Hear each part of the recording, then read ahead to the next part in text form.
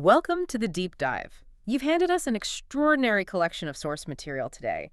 It's a stack of top headlines, all drawn from a single day, November 21st, 2025. It really is something. And this isn't just, a daily news roundup. It's a deep exploration of these huge simultaneous shifts that are happening. Exactly. We're seeing it across constitutional law, strategic bureaucracy, global defense, and even, well, cutting-edge science. It's a snapshot of a nation in constant motion, isn't it? Tackling these immense structural questions internally while at the same time aggressively pursuing technological and geopolitical goals externally. It's a huge range. We're jumping from the Supreme Court defining the absolute limits of judicial review all the way to a historic breakthrough in indigenous gene therapy. And then we're going even further out to a rock on Mars. Right. So our mission today is pretty straightforward. We are going to act as your expert guides, navigating this really complex landscape. We'll go through these 7 significant developments one by one. And the goal is to make sure you get the full context, the political stakes, and all the critical facts you need to be truly well-informed. Without the information overload that, frankly, often comes with such a diverse set of topics, we have to cover the separation of powers, a major bureaucratic reset, and a test match debut in the Northeast, all in one sitting. It's a lot to unpack. It is. Okay, let's unpack this dense and fascinating stack. We should probably start with the constitutional blockbuster. I agree. That Supreme Court ruling. A major ruling that has definitively redefined the roles, the responsibilities, and, crucially, the limits of governors and the president when it comes to state legislation. And this whole saga didn't just appear out of nowhere. It started with a conflict between a state's executive branch and its governor. Indeed. The foundational case, as you mentioned, it originated back in 2023 with a writ petition. It was filed by the Tamil Nadu government. That's right. They were challenging what they saw as a deliberate, an unconstitutional logjam. They accused their state governor of intentionally stalling action on 10 specific bills. And these were bills that the state assembly had already duly passed. Yes, and this was far from an isolated incident. This issue of governors delaying or, just sitting indefinitely on bills had become a massive political and legal flashpoint in several states. So when the courts first got involved, they really stepped in with a level of assertiveness that sent shockwaves through the entire constitutional machinery. Oh, absolutely. On April 8th, 2023, a 2-judge bench delivered this. Just extraordinarily sweeping 415-page judgment. 415 pages. I know. The key takeaway was that the judiciary intended to impose this rigid structural discipline on constitutional functionaries who had, previously enjoyed pretty significant discretionary leeway. So what were the practical mandates of that expansive ruling? How exactly did it try to curtail that discretionary power? Well, it imposed strict, non-negotiable timelines. It required governors to act on a bill within 1 month of receiving it. Just 1 month. An act meant one of 3 specific things: granting assent, which is signing it into law, explicitly withholding assent, or reserving the bill for the consideration of the president under Article 200. So the idea of just indefinitely sitting on a bill was off the table. Completely off the table. But what if they withheld assent? They couldn't just pocket it then, could they? That's a good question. And the answer was no. If a governor chose to withhold assent, the ruling mandated that the bill must be returned to the state assembly within 3 months. So still a clear timeline. A very clear timeline. And the deadlines didn't stop there either. They actually extended this judicial oversight all the way to the highest office. To the president. To the president, mandating that when operating under Article 2.1 after receiving a reserved bill, the president must also decide within 3 months. And this brings us to the most provocative part of that initial ruling, the thing that really alarmed the executive branch. That was this concept of deemed assent. Precisely. That was the real bombshell. That initial bench took the extraordinary step of granting deemed assent to the original Tamil Nadu bills. Which essentially means they were saying, because you took too long, we are going to treat them as law. Exactly. It was a judicial override. They also explicitly asserted that neither governors nor the president possessed a pocket veto. And a pocket veto is the constitutional mechanism that lets executives just fail to act, and by doing so, kill the legislation through inaction. Correct. So the court was trying to eliminate that possibility entirely. So why was deemed assent considered such a massive judicial expansion? What was the constitutional argument against it? Because the Constitution, specifically Articles 200 and 2001, it outlines 4 very specific courses of action. You can assent, you can withhold assent, you can return it for reconsideration, or you can reserve it for the president. Okay. The judiciary, in this case, effectively invented a fifth outcome deemed assent, which is purely an executive function. So it was seen as the judiciary legislating from the bench. Fundamentally, it was seen as altering the separation of powers by seizing the final decision-making authority over a bill. And that intervention led directly to the president stepping in and referring the whole matter back to the Supreme Court. Yes, the executive branch was, and the sources use this phrase, alarmed by this judicial expansion. This led the president to refer 14 specific questions to the Supreme Court under Article 143 of the Constitution. And for those of us, who aren't specialized in constitutional law, what is Article 143? Article 143 basically empowers the president to seek the Supreme Court's advisory opinion on a question of law or fact that is of major public importance. So it was a formal request for the court to define its own limits. A very formal, very direct request. Okay, so this brings us to the final authoritative body, the five-judge bench. What was their ultimate conclusion on that initial, really expansive ruling? The final verdict was delivered by a five-judge bench led by the Chief Justice, B.R. Guwahati, and it came in a much more concise 111-page judgment. A little shorter. A little. And the larger bench found that the two-judge ruling had fundamentally exceeded constitutional limits by prescribing those rigid timelines for executive functions. Which means those strict timelines, the 1 month, the 3 months, they were annulled. They were. The court annulled all judicially prescribed deadlines that had been imposed on governors and the president. The crucial finding was that their functions under Articles 200 and 201, the whole process of dealing with state bills, is inherently discretionary. And the court argued that placing fixed timelines on that was an intrusion. An intrusion upon executive and legislative space, yes. This brings us to a key legal term here, one that's really important to understand: non-justiciability. Exactly. The ruling emphasized that the merits of these discretionary decisions remain non-justiciable. Okay, break that down for us. What does non-justiciable mean in practice for you, the listener? It means that while a court can review the process an official follows, it cannot review the substance of their decision. The court can't tell the governor, you should have signed that bill, or you must sign it now. So their ultimate decision, to assent or to withhold assent, is a political and executive choice. Purely. And it's insulated from judicial review on its merits. This is that strong reaffirmation of the separation of powers the court was aiming for.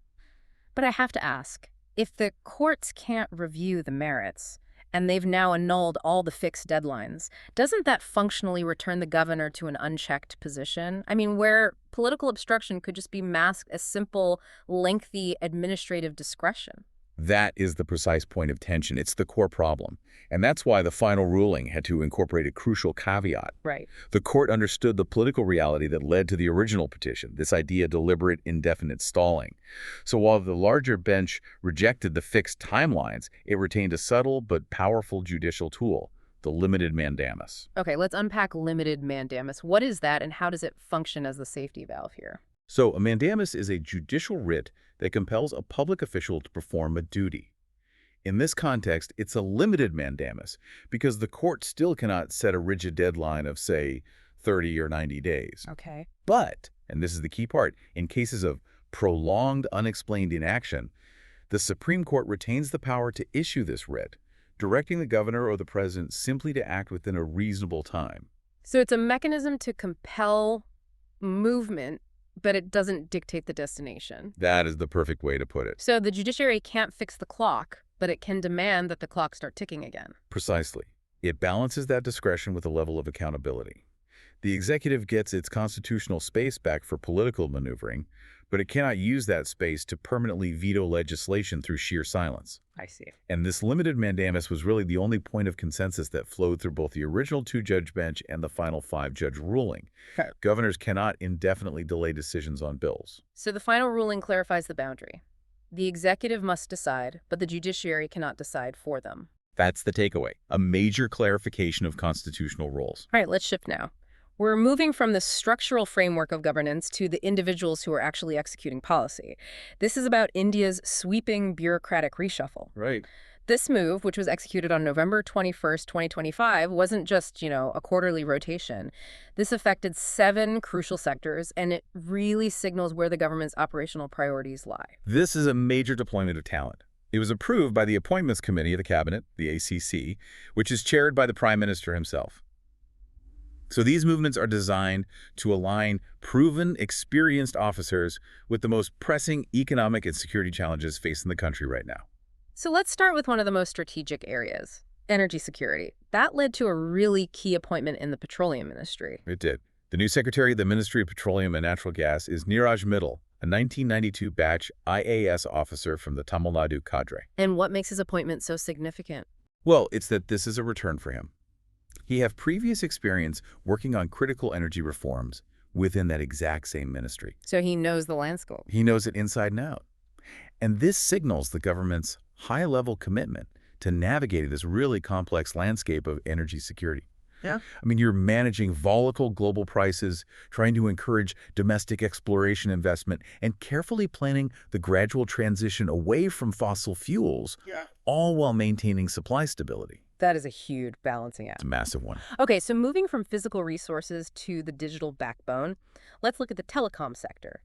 This is an area under constant pressure from rapid technological change, from security concerns, 5G deployment. And the new telecom secretary is Amit Agrawal, a 1993 batch officer from the Chhattisgarh cadre. And it's notable he's an IIT Kanpur graduate. His appointment is incredibly strategic because of his previous high-profile role. Which was? He led the Unique Identification Authority of India, or UIDI. Aadhaar. Exactly.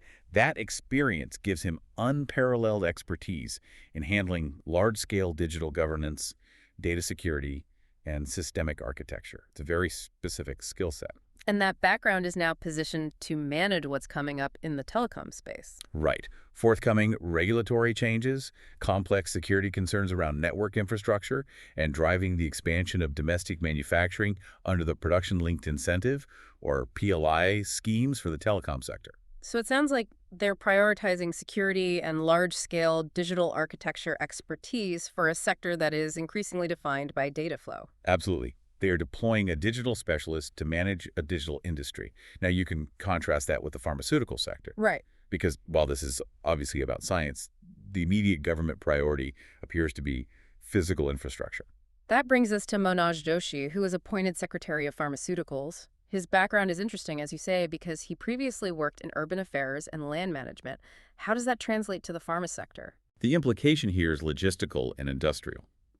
The government is heavily focused on making India a global manufacturing hub for pharmaceuticals, for bulk drugs, and for medical devices. A core part of the Atmanirbhar Bharat vision? It's central to it, and Joshi's expertise in urban affairs and land management is essential for implementing policies that require large-scale physical infrastructure. We're talking about the establishment of manufacturing parks, scaling up bulk drug capacity, creating medical device clusters. Things that require land, planning, and project management. Exactly. So this signals an executive focus on implementation and project management over, say, purely regulatory matters. They want someone who can build things. The Agriculture Department is also seeing a change, but it seems to be more of a strategic, staggered transition. Yes. Atish Chandra, a 1994 batch officer from the Bihar cadre, who is currently a special secretary in the Prime Minister's office, the PMO. He's been designated as an officer on special duty in the Department of Agriculture and Farmers Welfare. So that's a staging appointment. It's a crucial staging appointment. He won't take over immediately. He's set to succeed the current Agriculture Secretary, Devesh Chaturvedi, on February 1st, 2026. So a few months to get up to speed. Right. This staggered approach is pretty typical when continuity is paramount. It allows the incoming officer to fully integrate while leveraging his prior experience in food security and agriculture schemes.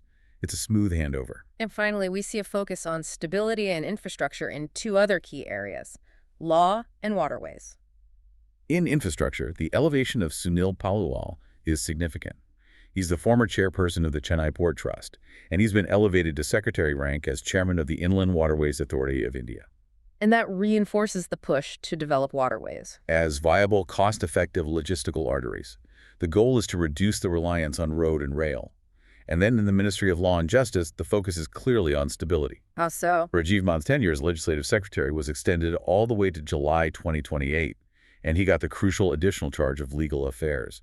That provides multi-year continuity in drafting crucial legislation. And at the same time, another appointment there. Yes. Guwahati Rana, who was Secretary of Legal Affairs, was appointed Member Secretary of the 23rd Law Commission of India. Again, ensuring an experienced hand is guiding key legal reforms. So when we put all these appointments together, Neeraj Metal, Amit Agrawal, Manoj Joshi, what does this massive reshuffle tell us about the government's immediate operational strategy for the next, say, 18 months? It speaks volumes, really. It's a strategy focused on specialized delivery. They are strategically deploying officers whose proven experience directly addresses current bottlenecks. So digital security and infrastructure management in telecom. Large-scale project implementation in pharma. And supply chain stability in waterways and petroleum. Exactly.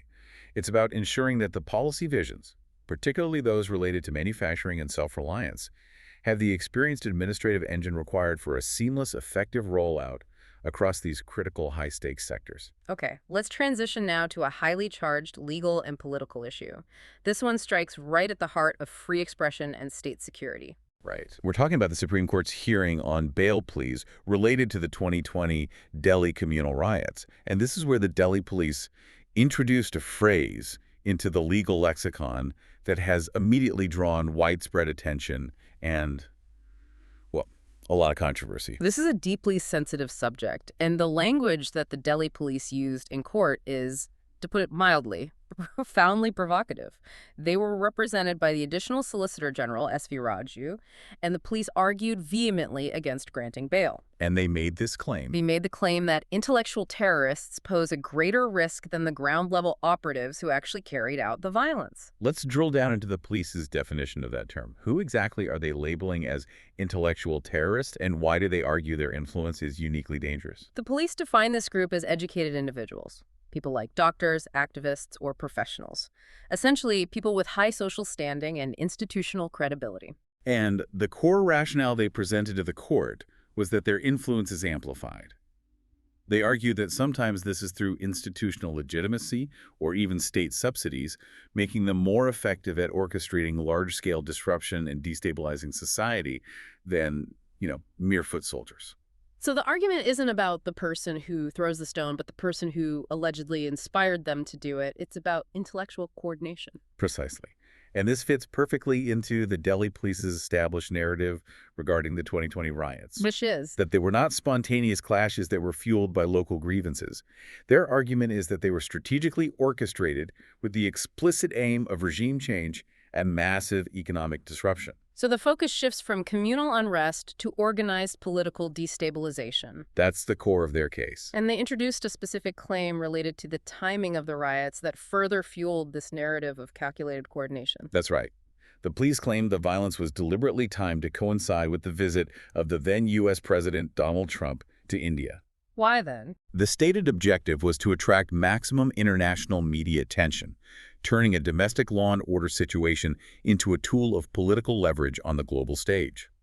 Furthermore, the police pointed to alleged inflammatory speeches that were delivered before the unrest, claiming they weren't spontaneous outbursts, but part of a coordinated, engineered strategy to incite widespread disorder. This language, intellectual terrorists, it raises massive constitutional questions, doesn't it? If you are an educated activist or a doctor and you're using your platform to organize protests against government policy, where does that activism end and this alleged coordination begin? That is the crucial and some would say dangerous line that's being drawn. Critics argue fiercely that this expansive framing risks a serious chilling effect on free expression. How so? By labeling legitimate protest and political disagreement as intellectual terrorism, the state potentially creates a security paradigm around all forms of dissent, and that undermines the core tenets of democratic debate and civil liberties. But the supporters of the police's argument would say that the power of educated individuals carries a higher responsibility. What is their side of this contention? Well, supporters of the police's view would argue that if these educated individuals are proven to be the architects and the orchestrators, the ones who provided the ideological framework and the logistical planning, then their involvement is far more insidious. Okay. They contend that leaders with institutional backing can manipulate public sentiment and leverage structural resources much more effectively than isolated ground operatives, making their actions particularly dangerous to state stability. So the debate really centers on whether the responsibility that comes with education and influence justifies a heightened scrutiny by the state. And the legal stakes here are immense, particularly when it comes to bail, especially since these cases often involve anti-terror statutes like the UAPA, which makes securing bail incredibly difficult. The Supreme Court is walking a very fine tightrope here. It has to weigh the detailed evidence presented by the state about the alleged conspiracy and national security concerns against the fundamental rights of the accused. Rights to freedom of speech, assembly, and due process. Exactly. The outcome of these bail pleas and how the court explicitly addresses and treats this concept of intellectual terrorism, whether it validates the categorization or rejects it, that will shape the future discourse on activism and the state's relationship with dissent in India. So it's a moment where the legal language used could define political reality for years to come. I think that's a fair assessment. Okay, let's shift our focus now to global strategy and military modernization. The U.S. has approved 2 major arms sales packages to India, totaling around $92.8 million. This feels like more than just a purchase. Oh, it's much more. It's a powerful signal of deepening defense integration and maybe a bit of a thaw in some recent trade tensions. This is a major geopolitical marker. So these sales, they were approved by the U.S. State Department's Defense Security Cooperation Agency, the DSCA. Correct. And they underscore a sustained, high-level commitment to elevating India's strategic capabilities and reinforcing Washington's Indo-Pacific strategy. Let's break down the 2 specific deals, starting with the anti-tank capability. The first deal is valued at $45.7 million, and it centers on the advanced Javelin anti-tank missiles. The package is substantial. What's in it? It includes 100 FGM-148 rounds. These are fire-and-forget man-portable systems, 1 fly-to-buy missile for testing, 25 lightweight command launch units, simulation rounds for training, spare parts, and comprehensive technical assistance. And this system provides what, exactly? A modern anti-armor punch. A critical modern anti-armor punch for infantry units. It's essential for mountain warfare and for border security. And the second deal focuses on something different. Enhancing accuracy through precision artillery. That is the Excalibur precision artillery projectiles, priced at $47.1 million. This package involves up to 216 M982A1 tactical projectiles. Excalibur, what is that? The Excalibur is a GPS-guided precision munition. It's designed to convert standard artillery guns into highly accurate assets. The package includes the necessary fire control systems, primers, propellant charges, technical data, repair services, the whole thing. And the benefit there is pretty clear. Very clear. Reduced collateral damage and the ability to strike targets with pinpoint accuracy and extended ranges. So what was the DSCA's public strategic rationale for greenlighting this transfer of advanced technology? The rationale was twofold, and it clearly aligns U.S. and Indian interests. Firstly, the DSCA stated that these systems will significantly enhance India's ability to meet current and future operational threats. Okay, that's the military side. Right. And secondly, and this is critical, they said it supports U.S. foreign policy by strengthening the strategic partnership with India. Which Washington views as indispensable for stability in the Indo-Pacific. Exactly.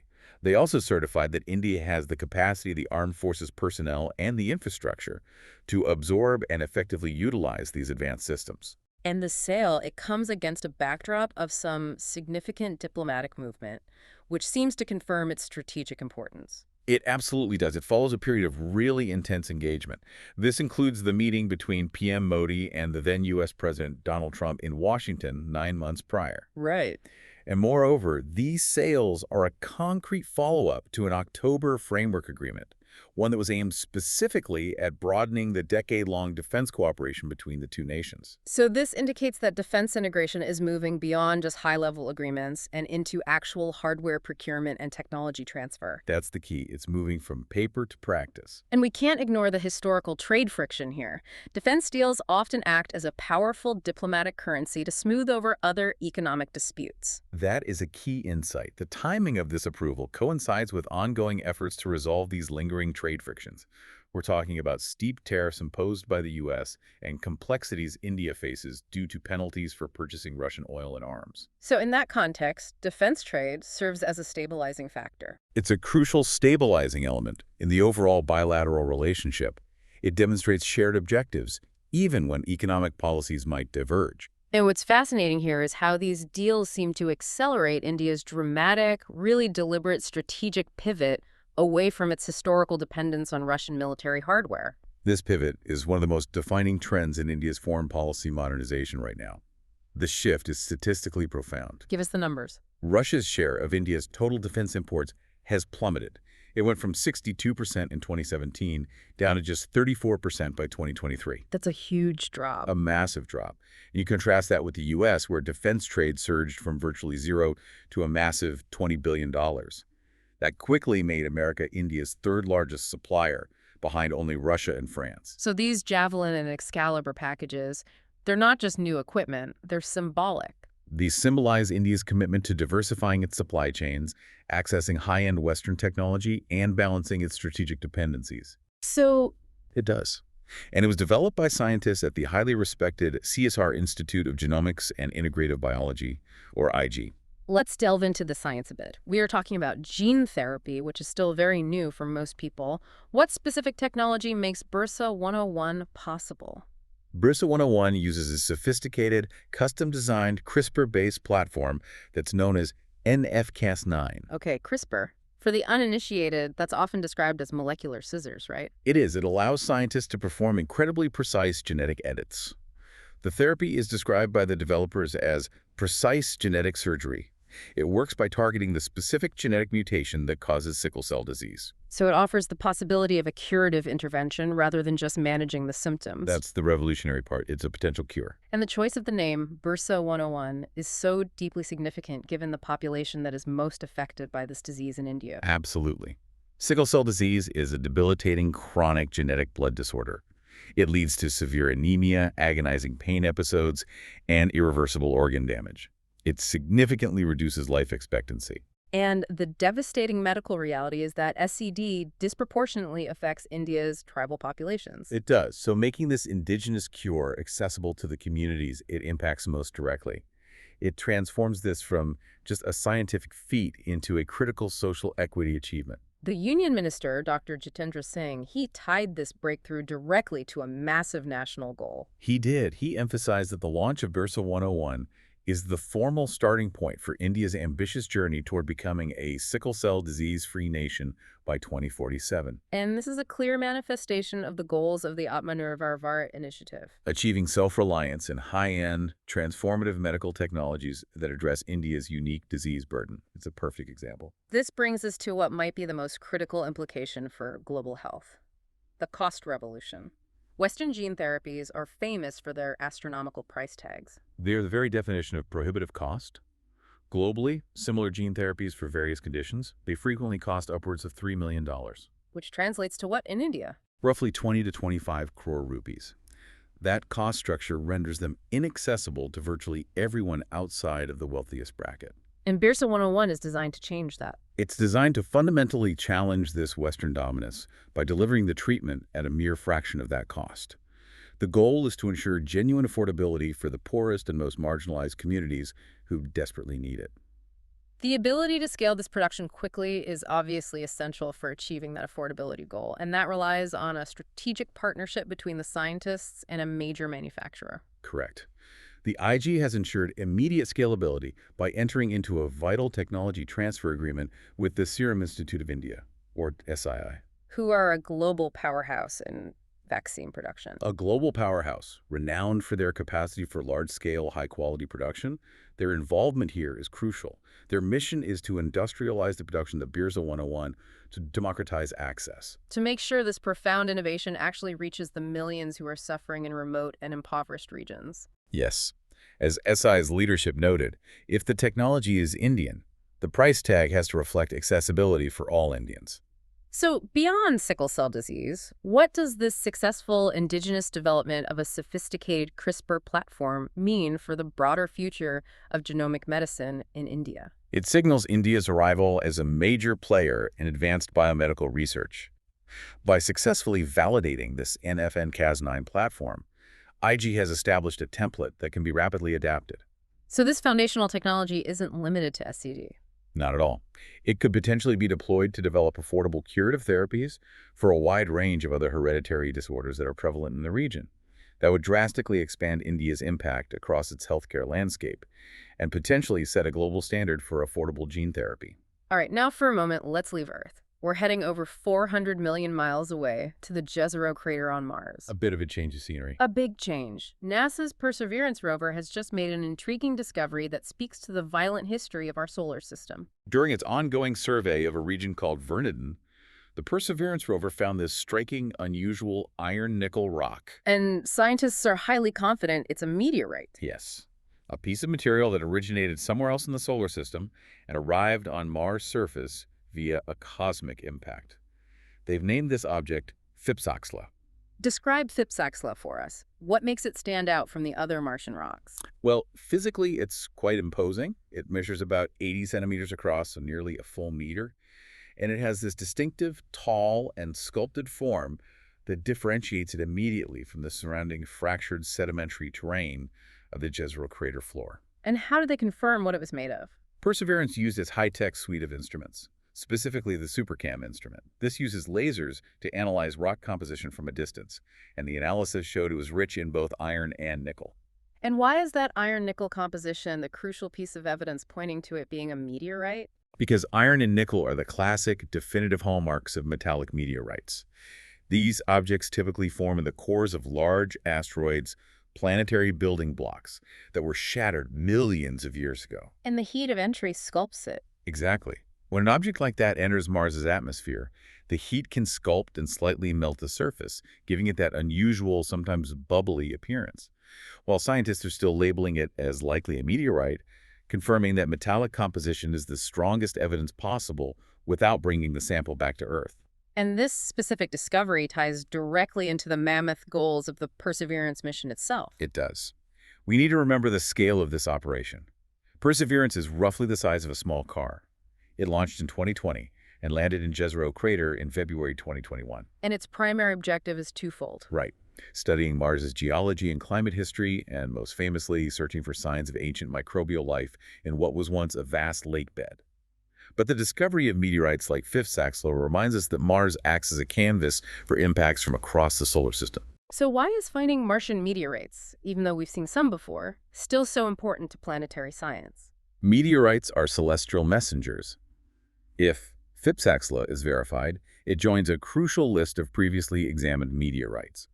This evidence shows us unequivocally that Mars' surface and its geological evolution are shaped not only by its own internal processes, like ancient volcanism and erosion, but also by constant bombardment from space. Exactly. These objects provide invaluable, undifferentiated clues about planetary formation, the initial composition of the solar system's material, and the distribution of core-forming elements. They are essential to understanding the evolution of all terrestrial planets, including our own. And all of this robotic exploration is ultimately groundwork for the next stage of NASA's human spaceflight strategy. It is. This is all integrated into NASA's overarching Moon-to-Mars strategy. The current focus is establishing a sustained human presence on the Moon by 2028 through the Artemis program. But the data gathered by Perseverance is vital preparation. Absolutely. The geological surveys, the climate history, the tests of atmospheric technologies, understanding the impact hazards that are exemplified by Phipsaxla, they're all gathering the essential knowledge and validating the technologies needed for the incredibly complex and ambitious eventual human missions to the Red Planet. Finally, we return to Earth for a historic event where sport meets geography in a complicated and fascinating way. Test cricket, the 5-day pinnacle of the sport, is set to debut in India's northeast. This is an enormous sporting and political landmark. The second match of the high-profile India-South Africa series is scheduled at the ACA Stadium in Guwahati. This will officially become India's 30th test venue. And this move is symbolic. It's hugely symbolic. It's aimed at integrating a traditionally underserved region into the national sporting fabric, showcasing the sport's expansion beyond its traditional power centers. But the excitement of the debut is tempered by very specific, almost logistical challenges that are imposed by geography. Specifically, India's insistence on a single time zone. That is the core difficulty. And it's something that often goes unnoticed by those who don't follow the region closely. Guwahati, located in Assam, sits far to the east. That means it experiences sunrise significantly earlier than places like Mumbai or Delhi, which share the same official time zone. So what does that mean practically for the players and the playing conditions? It necessitates a complete recalibration of their schedules. To maximize the daylight hours and fit the required 90 overs into the window, players have to set significantly earlier alarms, consume lighter breakfasts earlier in the morning, and delay the traditional lunch break. And this altered daily routine is inherently disruptive to elite athletes whose performance is built on consistency. It's very disruptive. And the unique conditions are expected to have a tangible effect on the actual game dynamics on the field. It could even level the playing field. Absolutely. The unique atmospheric conditions, influenced by the geography, are predicted to affect the movement of the ball. Experts anticipate that the ball will swing longer. Which means it will retain its lateral movement in the air for a greater duration than in standard venues. Exactly. And that adds a critical tactical dimension for both captains and fast bowlers. It could favor the side that adapts best to the seam and swing conditions. And the Indian team is facing this debut under immense pressure, reeling from a prior loss. They are. The sources noted the team is reeling following a heavy defeat in the first test at Eden Gardens. Now, they face the compounded difficulty of navigating completely unfamiliar conditions at Guwahati. Which underscores the importance of acclimatization. It really does. Head coach Gautam Gambhir took the proactive step of having key players Nitish Reddy and Devdutt Patikal arrive early to begin adjusting to these strange environmental and temporal conditions. But the novelty of the venue cuts both ways. South Africa doesn't exactly have an advantage here either. And that's the sporting intrigue, isn't it? The venue is equally novel for the visiting South Africa team. This means the debut essentially levels the playing field in terms of familiarity. It transforms the match into a true test of adaptability. A true test. It requires both sides to rely on resilience, flexibility, and real-time tactical adjustments, rather than any pre-existing knowledge of the pitch or the environment. Lalith Kalidas' analysis in the Indian Express really focuses on this blending of geography and performance, doesn't it? Kalidas contextualizes this beyond just mere scores. His analysis blends specific data points with the human narrative. He emphasizes how the unique geographical and temporal realities of Guwahati demand profound physical and mental recalibration from the athletes. It's a powerful reminder that while the game is played by humans, the environment remains a decisive, often unpredictable factor. This debut is not just history. It's a rigorous logistical and environmental challenge woven into an elite sports contest. What an incredible density of information we have covered today, all stemming from a single day's headlines.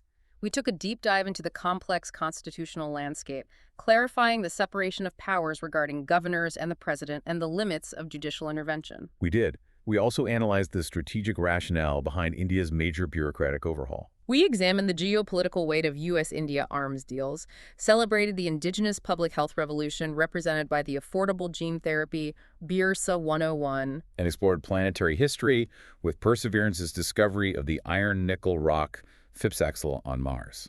Finally, we looked at the unique geographical challenges inherent in bringing elite test cricket to Guwahati. Thank you for sharing these sources and your time with us today. If we connect all these seemingly disparate threads to the larger picture, we find a compelling theme: national inclusion and the application of capacity to underserved areas.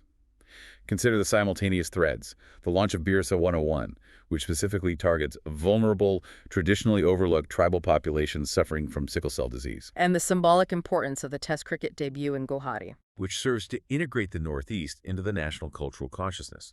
These actions reflect a profound underlying commitment to deploying national resources, be it advanced technology or high-profile cultural events, to serve marginalized or traditionally overlooked regions. What does this deep commitment to pan-national inclusion and the strategic application of indigenous capacity mean for the overall trajectory of national development and unification over the next 5 years? That is certainly something for you to ponder.